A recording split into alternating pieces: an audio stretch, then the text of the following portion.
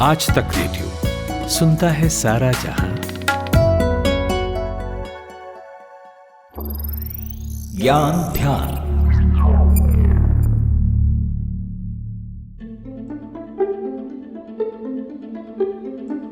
रामनगर, श्यामनगर और मोती नगर 3 गांव थे। तीनों के बीच एक डील हुई। डील ये कि इन गांवों के लोगों में जो कारोबार होगा उसमें कुछ रियायत दी जाएगी। जैसे कि टैक्स अगर इनके बीच कोई लगता हो अगर तो उसको कम कर दिया जाएगा, क्वालिटी की गारंटी होगी और भी कुछ एक स्पेशल ट्रीटमेंट ये तीनों गांव आपस में एक दूसरे को देंगे।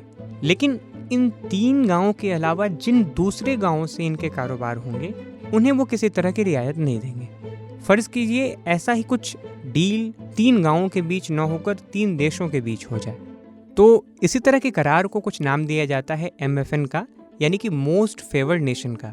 तो आज इसी MFN की करेंगे बात। इसकी शुरुआत कैसे हुई, ये काम कैसे करता है। नमस्ते, ज्ञान ध्यान है ये। मेरा नाम है शुभम तिवारी।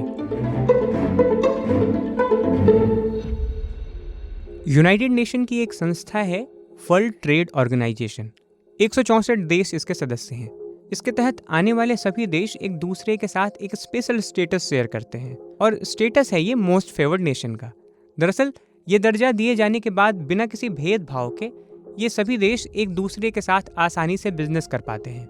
मान लीजिए भारत जापान को अपने यहाँ व्यापार करने के लिए कुछ खास सुविधाएं मुहैया कराता है, तो वही सुविधाएं उसे वर्ल्ड ट्रेड ऑर्गेनाइजेशन के दूसरे सदस्यों को भी देनी होंगी।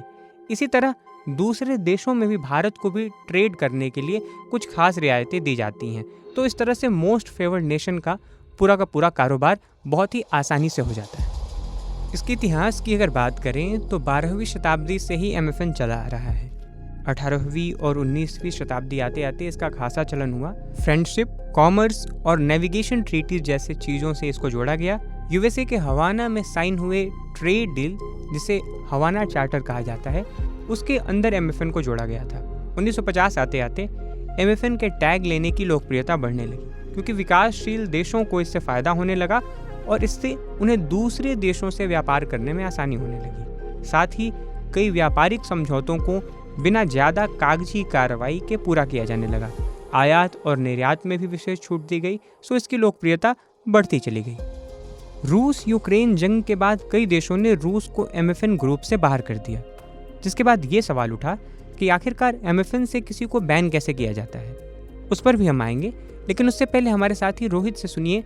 वो बता रहे हैं कि पुलवामा अटैक के बाद भारत ने पाकिस्तान को दिया गया MFN का दर्जा छीन लिया था, जो कि दरअसल एक तरफा MFN था। रोहित से सुनिए। शुभम, जब 2019 में पुलवामा हमला हुआ था तो भारत ने पाकिस्तान से MFN यानी मोस्ट फेवर्ड नेशन का दर्जा छीन लिया था।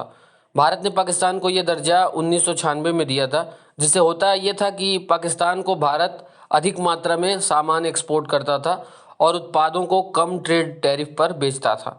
भारत की ओर से पाकिस्तान को दिया गया ये दर्जा एक तरफा था, मतलब पाकिस्तान ने भारत को ऐसा कोई दर्जा नहीं दिया था। हाँ, पाकिस्तान ने 2012 में भारत को MFN की तरजीह देश का दर्जा देने का ऐलान ज़रूर किया था, लेकिन वो बस ऐलान भर ही रह गया, कभी उसका इम्प्लीकेशन नहीं हो सका। ये तो भारत पाकिस्तान की बात हुई, लेकिन कोई भी देश MFN का दर्जा वापस कैसे ले सकता है, क्या प्रोसेस है इसका, ये जानना भी बड़ा दिलचस्प है। वर्ल्ड ट्रेड ऑर्गेनाइजेशन के तहत कई नियम हैं जिसके तहत ये दर्जा वापस लिया जाता है, मगर इनमें जो सबसे अहम है वो है सिक्योरिटी का मसला। जैसे अभी रोहित ने बताया भी कि भारत ने ये दर्जा पाकिस्तान से सिक्योरिटी के ही मसले पे वापस ले लिया था। रूस यूक्रेन युद्ध के दौरान ही इसी का सहारा लिया गया। WTO का आर्टिकल 21 है जो 1994 में बना।